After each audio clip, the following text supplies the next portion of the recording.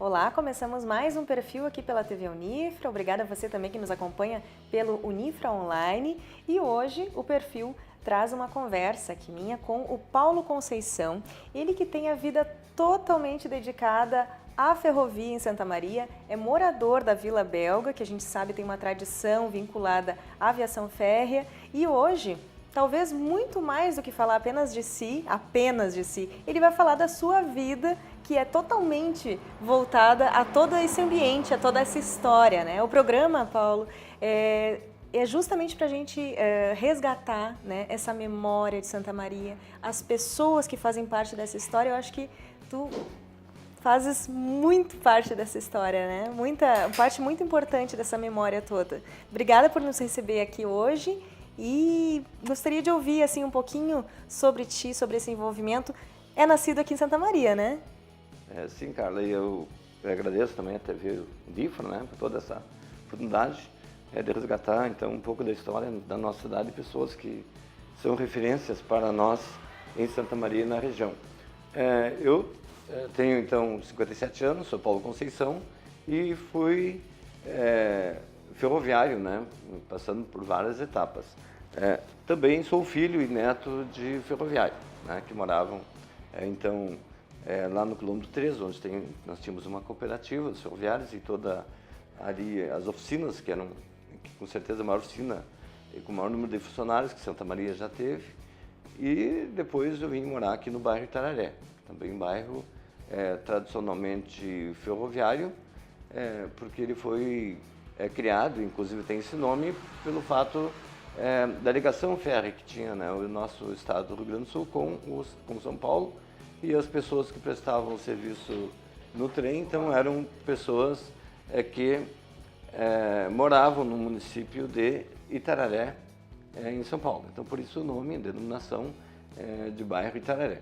Mas então tem tradicionalmente essa criação por uma família ferroviária e por sua vez tive a oportunidade de estudar em escolas como o Hugo Taylor, que hoje nós temos Santa Maria, então o supermercado Carrefour, onde funcionava uma escola de nível ensino fundamental, né? E nós tínhamos na época o programa de admissão, que era a quinta série, onde eu prestei o exame de admissão, né? E depois no ensino que era chamado de ginásio, onde então a pessoa aprendia uma profissão, né? Como tipografia, como marcenaria, onde muitos imóveis, hoje Santa Maria ainda tem, né, imóveis que foram fabricados na escola profissional ferroviária, que na época era chamada Hugo Taylor, né?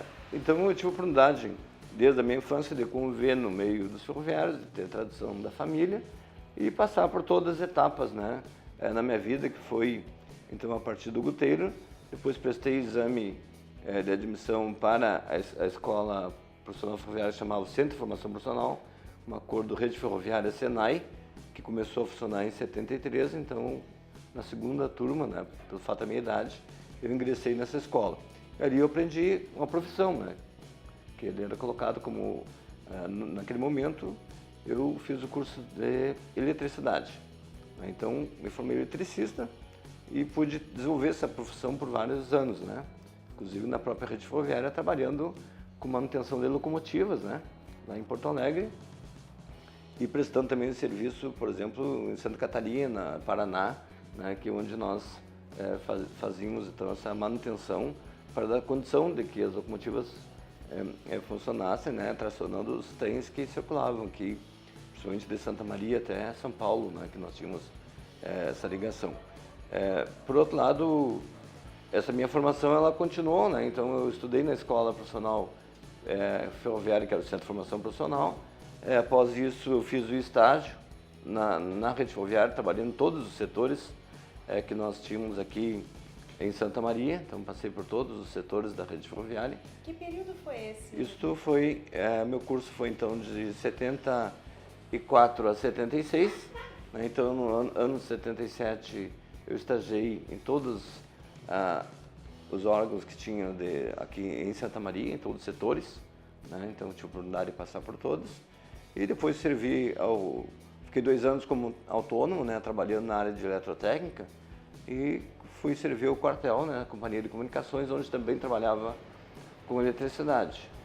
E em 1980, então, fui chamado aqui na escola para que, conforme a classificação da pessoa, né, poderia então escolher o local para trabalhar. Eu optei por trabalhar em Porto Alegre, onde eu tive a oportunidade de trabalhar então com manutenção de locomotivas, né. Aí eu fui então um auxiliar, depois me tornei um profissional, que era o artífice, né, nós chamávamos. Depois exerci o cargo de supervisor auxiliar, que era então coordenar as equipes, né. Também trabalhei no edifício sede, que era a nossa superintendência, lá da rodoviária em Porto Alegre, que lá era a parte também de eletricidade e da parte da manutenção, todo acerto com as empresas, né, e portarias, fazia esse serviço lá junto à superintendência da rede ferroviária. E passando o tempo eu voltei então à oficina diesel, onde comecei como auxiliar para ser então supervisor numa parte lá que trabalhava com locomotivas, né. Quando voltaste a Santa Maria? Mas antes de voltar a Santa Maria, lá também eu me envolvi numa comunidade que tem lá próximo ao aeroporto, que tinha uma vila ferroviária, no Diretor Pestana. Então lá nós já criamos uma associação dos moradores, né, com uma série de formas assim, de trabalhar de forma cooperativa para garantir aqueles moradores que tivessem não só o direito à moradia, mas alguns serviços, né, que a gente conseguiu avançar. Então a partir de 91, eu retornei para Santa Maria, aí já trabalhando numa outra função, que é uma função técnica, né, que eu operava um equipamento austríaco que fazia a manutenção da ferrovia, fazia a correção geométrica de via permanente. Então, ele é um equipamento que trabalhava com eletricidade, com eletrônica, hidráulica, né, mecânica. Então, tinha que ter um bom entendimento técnico para poder não só operar, mas para resolver os problemas, né, que aconteciam no dia a dia. E isso fez com que eu viajasse por todo o estado, né, em Santa Catarina, e em paralelo a isso, eu também trabalhava na questão do movimento sindical, né. Então, em 91, quando eu vim definitivamente para Santa Maria, eu vim morar na Vila Belga.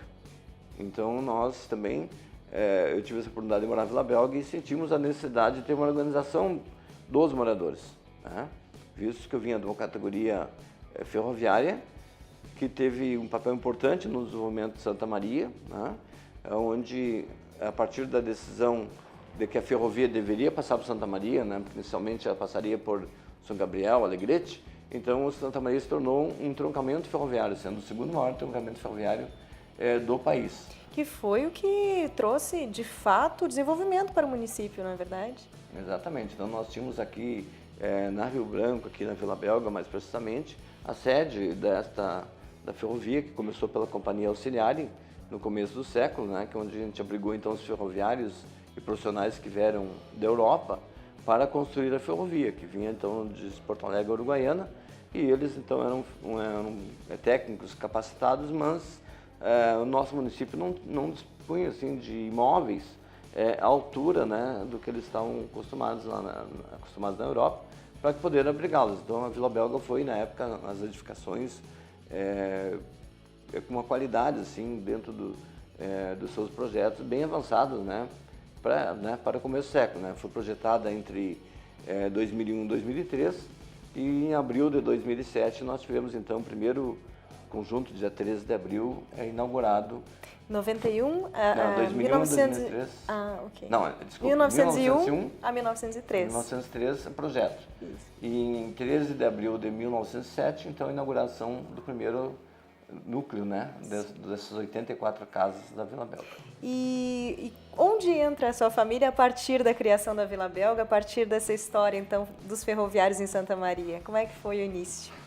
Na verdade, então, eu vindo morar na Vila Belga, né, depois tive uma família com 2 filhos, né, hoje a minha filha mora em Santa Maria, meu filho mora em Sydney, na Austrália, né, cidadão australiano, mas essa vontade de fazer com que houvesse uma organização dos moradores, que também nós pudéssemos provocar um autoconhecimento da sua história, para que pudesse também fazer o registro disso e fazer com que tivesse as condições de moradias, mas na época também a garantia de continuidade da Vila Belga, porque nós passamos um processo de privatização em 97, onde a Vila Belga tinha planos, assim, projetos para que ela fosse leiloada e tinha interesse também de empresas, tanto automobilísticas, né, que era da Fiat, para que fosse fazer uma grande empresa aqui na Vila Belga, E, por outro lado, o mercado imobiliário também queria desmanchar as casas para que elas pudessem fazer aqui, então, um grande condomínio nessa região.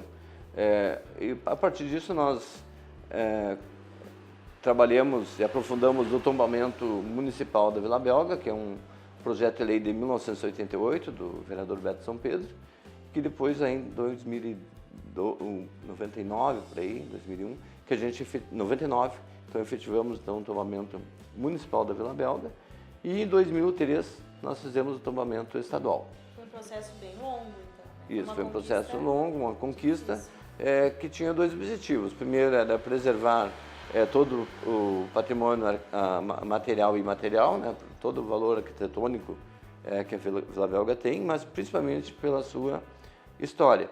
E, claro que como organização dos moradores, nós tínhamos também o objetivo de garantir a permanência dos moradores ali, garantindo então a moradia, né, digna, né, dentro de uma visão também de que pudesse continuar e perpetuar na Vila Belga sendo um marco e que pudéssemos, a partir de então, contar a história dos ferroviários pelos próprios moradores que foram, então, pessoas que criaram, né, seus filhos, que estudaram e que contribuíram muito com o desenvolvimento da cidade e da região através do transporte ferroviário. Certo. E, Paulo, falaste desse período de privatização dessa época difícil, né, de muitos ajustes, acordos ou não. Como foi para ti, pessoalmente, assim, tu que viveste essa fase desde a formação, voltada ao trabalho ali, passar por um momento desses? Conta pra gente como é que foi. Não é diferente dos dias de hoje, né? Então nós tínhamos uma grande dificuldade, eu trabalhei e atuei no movimento sindical, de fazer com que meus colegas ferroviários entendessem o processo que estava ocorrendo, né? Então não houve um entendimento por parte da nossa categoria de que nós estávamos trabalhando com a situação de quanto pior melhor para garantir as condições de que pudesse ser feita a privatização, né? Então o processo de privatização ele veio simplesmente por um interesse do governo em ter uma opção por um modal de transporte, o rodoviário, em detrimento do ferroviário, como também o marítimo e outros, principalmente o ferroviário. Isso tendo um custo muito elevado para o país, né? Mas o que me entristece muito é ver assim, o que causou na vida das pessoas, né? Que foi então a partir do êxodo rural. Nós tínhamos 180 estações ferroviárias funcionando no nosso estado e quando houve a privatização nós ficamos apenas com uma estação que hoje junto ao polo petroquímico, no município de Triunfo. Então essas 180 estações, nós tínhamos ali 30 famílias, na média de 30, que lá elas plantavam para sua subsistência, que elas tinham lá escola, elas tinham igreja, né, dependente da religião, então tinham uma vida social e tinham uma qualidade de vida, né? Porque elas tinham uma alimentação saudável e plantavam e vendiam também para sustento um pouco dos produtos. E isso, a partir da privatização da rede ferroviária, aconteceu esse grande êxodo rural e essas pessoas vieram então formar cinturões assim, em volta de algumas cidades de porte médio, como Santa Maria, como Caxias, e claro que aumentou o índice de violência e tudo porque essas pessoas não estavam preparadas para o mercado de trabalho. Então elas diziam assim, qual é a tua profissão? Diziam, eu sou ferroviário. Ela não dizia que ela era técnica de estradas, que ela trabalhava num laboratório, ou que ela era um mecânico, um eletricista, um engenheiro. Não, eu sou ferroviário. Entende? Então elas não estavam preparadas para o mundo exterior, para ser um empreendedor. Para utilizarem aquele conhecimento para outra coisa que não fosse a ferrovia. Exatamente. Então não havia essa preparação, que causou então uma série de problemas sociais, né? E inclusive mortes de colegas ferroviários por não ter estrutura de tocar na vida, né? Fora daquele meio. Mas enfim, então me sinto orgulhoso por ter participado de toda essa trajetória, né? De ser desde aluno da escola profissional ferroviário, estagiário, auxiliar, profissional, exercer função de chefia e função técnica e ter sido demitido em função da privatização e aposentado, né? Porque eu fui líder sindical e cipista tinha estabilidade, mas tinha uma consciência de classe, então que eu não poderia deixar mais um colega ser demitido. E nós éramos 9, ficaríamos em 6, então estimulei que o outro se aposentasse, automaticamente um só foi demitido. Aqui, quanto à contribuição, né, da ferrovia, eu acho que a maior contribuição que nós demos assim, para o nosso estado foi no período da aviação férrea do Rio Grande do Sul. Né? Então, nós começamos com a companhia auxiliar, isso do século, e depois, no período da aviação férrea, foi com que a gente conseguiu fazer com que o estado todo se desenvolvesse. E nós tínhamos trens que passavam, por exemplo, em Santa Maria, que vinha de São Paulo, e por aqui passavam muitos artistas que iam apresentar suas peças em Montevidéu, Buenos Aires, e eles se hospedavam em Santa Maria. Então, através do turismo, né, de passagem, esses artistas começaram a se apresentar aqui. Por isso que nós temos o Teatro 3 de Maio, e não é por acaso que nós temos a primeira universidade pública, né, do interior do Brasil, que é a nossa Universidade Federal de Santa Maria.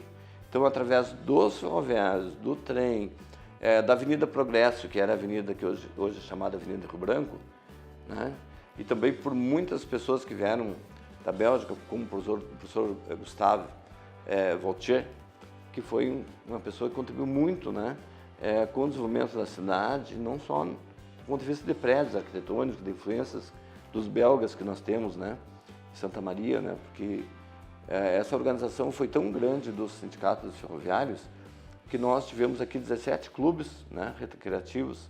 Nós tínhamos aqui onde é o 13 de Maio, que é uma sociedade para os negros, assim como a Igreja do Rosário, ali bem em frente ao Unifra, que é uma igreja que era dos negros, né? Mas nós também tivemos, através da organização, a cooperativa, né? Que foi, acho que a segunda maior cooperativa do mundo, que nós só temos um exemplo superior na Bélgica, onde a cooperativa, além do que nós tínhamos aqui, ela tinha banco. Nós aqui não, nós tínhamos uma caixa assistencial, nós tivemos aqui uma fábrica de sabão, fábrica de café, fábrica de gelo, onde hoje funciona a FISMA, né? Nós tivemos aqui então uma alfaiataria, padaria, nós tínhamos um hospital, que era a segunda referência, acho que tinha no Uruguai um hospital, depois era a Casa Saúde, na região aqui da América Latina, o hospital do esporte da Casa Saúde não era o segundo, né? Então, tudo a partir da organização dos ferroviários. Farmácia, né? Então, a pessoa tinha... Todo o serviço nós tínhamos a partir da organização. Além da formação, né? Que então trabalhava a parte de gráfica, né? A tipografia, a parte de eletricidade, a construção de imóveis, a alfaiataria que fazia roupa. Então, nós tínhamos uma estrutura que é capaz de dar toda a subsistência, manter, né, qualquer cidadão, né, com as suas necessidades.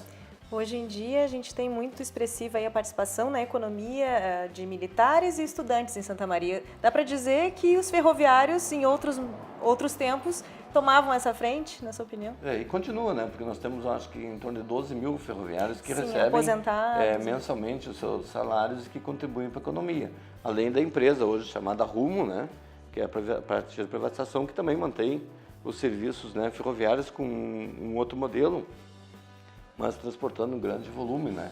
Falando em transporte, Paulo, uma coisa que chama atenção para quem não é da profissão, não seguiu, né, na ferrovia como profissional, mas como passageiro, a falta que faz para muitas pessoas que costumavam viajar de trem. Na minha família, eu tive ainda também a oportunidade de acompanhar muitas viagens de trem e aquilo marca a gente, né? Como foi essa transição, assim, como vocês observam, tu, né, aqui contando as tuas memórias pra gente, como foi essa falta que o trem passou a fazer, né? Porque as pessoas têm saudade daquele tempo, né? Exatamente, porque o meio de transporte, né, a partir do trem, ele cumpria aquele papel do jeito de ir e vir, levar pessoas até... Barato, né? Então ele cumpria um papel social, mais uma vez, então, além do êxodo rural lá que eu falava, outro papel social era do trem, que nós tínhamos uma classificação desde o trem de segunda classe, que era com banco de madeira, até o pluma, que era mais adequado, e o poltrona leito, né, que era um banco muito confortável, né, e as cabines que tu viajava, né, deitado, dormindo ali daqui a Porto Alegre, chegava lá bem para trabalhar no outro dia, né. E tem restaurante, né, vagão. Então, além de toda essa questão de suprir a necessidade social, de poder pagar a passagem, desde a mais barata até uma outra, um pouco mais de valor, mais qualificada, ela tinha um outro papel importante, que era esse da interação, do relacionamento, né? Então, é uma coisa muito nostálgica que ficou, essa falta da interação entre as pessoas. Nós não tínhamos ainda o tablet, não tínhamos o celular para ficar ali, né? Mas nós tínhamos as pessoas que conversavam e trocavam suas experiências. Então, uma viagem daqui a Porto Alegre, digamos 6 horas, 7, 8 horas, tu fazia não só uma amizade, como tu construía muitas vezes um projeto, até alguma tese que tu tivesse, algo que tu tivesse defendido na faculdade que tu não tinha noção, tu saía dali com uma visão, porque tu teve tempo de conhecer uma pessoa, conhecer uma história e poder, então, interagir realmente. Então, era uma coisa um valor muito assim, indescritível até, mas valorização do ser humano, né? Então ele servia como lazer, como entretenimento, né? E como união das pessoas, seja para fazer uma pescaria, né? Seja para ir numa audiência em Porto Alegre, ou seja para fazer uma compra, que nós tínhamos a Associação dos Ferroviários, Círculo Operário. Aí meu pai dizia, vou lá, vou comprar um relógio para ti, meu filho. Eu ia lá comprar um do Círculo Operário, depois pagava parcelado, vinha descontado em folha. Ou ele tirava a medida do pé com barbante, cordão, e para não errar o número, ele trazia um sapato lá de Porto Alegre, que era da capital, quer dizer, a capital. Então o trem serviu muito para fazer essa interação, essa relação interpessoal, e ele tinha o trem misto que fazia esse outro papel, que era de carregar as pequenas embalagens ou volumes e também mercadorias, como cereais, arroz, trigo, né, que juntavam-se 2 trabalhadores e lá montavam um vagão, né, e aquele vagão era transportado. Bom, mas Paulo, o tempo passa rápido, viu só? A nossa entrevista já está acabando daqui a pouquinho. Gostaria de ouvir de ti, assim, agora, como presidente da Associação dos Moradores da Vila Belga, com todas essas memórias que tu nos traz da família, das tuas vivências, o que fica, assim? O que tu gostaria de ver ainda em torno dessa vida, né, ferroviária que nós temos ainda pela frente, em torno da Vila Belga? O que tu gostarias de estabelecer, seja como meta, seja como, né, um processo ainda a ser vivido por vocês? Na verdade, primeiro resgatar ainda o papel importante que eu não falei, que é a contribuição quanto à educação. Porque nós tivemos com a criação da cooperativa a preocupação com a educação feminina, como nós criamos a Escola Santa Terezinha, que hoje é o Maneco, antes foi Silão Rosa, que era pela formação das mulheres.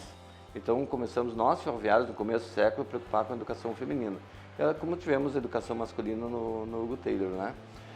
E hoje a Vila Belga, então, ela se torna continua sendo uma referência, né? É um patrimônio histórico, material e imaterial. Temos um evento que é o BRIC da Vila Belga, que hoje, então, leva o nome da Vila Belga para o resto do país, até mesmo para fora. E o que eu gostaria mesmo era de ver, assim, revitalizado toda essa região ferroviária, né?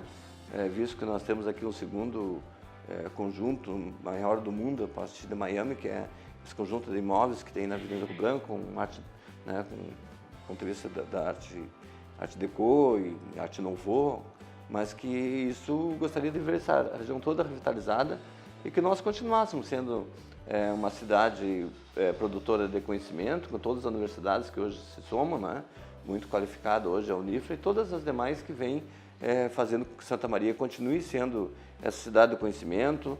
Nós temos hoje a indústria da defesa, né, que eles sempre fazem uma referência, os militares, da importância da formação ferroviária, que nós produzimos a mão de obra para que eles pudessem tocar o seu serviço a partir dos quartéis, né? Então, gostaria mesmo que Santa Maria continuasse